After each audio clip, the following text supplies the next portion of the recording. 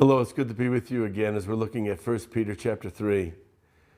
We've been looking at this verse by verse as we realize the correlation between living a righteous and obedient life and experiencing the blessing of the Lord. Peter just reminds us that it comes out of a life that consecrates Christ in our hearts, where we're just saying, my heart is consecrated and set apart to Jesus. He's the only one who owns it. That's a good place to get. But let me ask us this question today. How long before we get there? You know, it's really easy even to go for years and just be saying, someday I'm going to be this guy. Someday I'm not going to be given over to that. Someday I'm going to break that habit. Someday I hope that addiction is gone. Someday I hope I'm more peaceful and less angry. But you know, that someday has already come and gone. And it's at least today. If we're going to separate and consecrate Christ in our hearts, we have to realize that there's not going to come someday that's just going to be labeled, this is the day, it's finally here. No, someday we're going to get up, and I hope it's today, and we're just going to say, no more. It's an attitude of a once for all. I'm done now.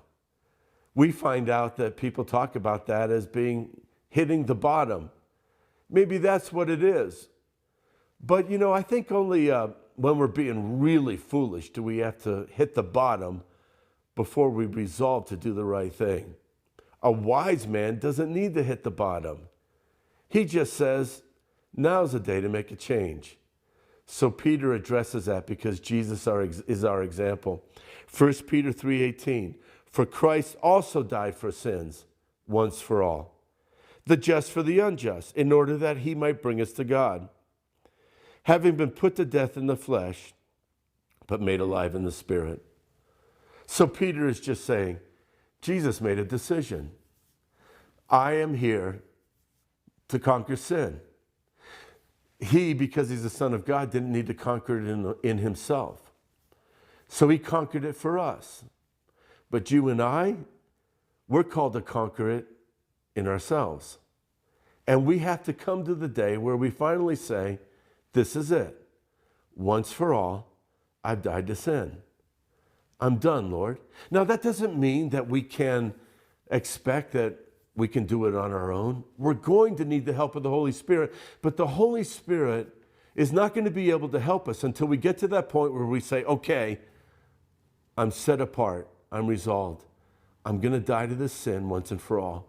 I'm going to fight it from here on out. That doesn't mean tomorrow you might not stumble because you're just stepping out in this new resolve. But you're saying this, from now on, I'm taking it on and I'm taking it down.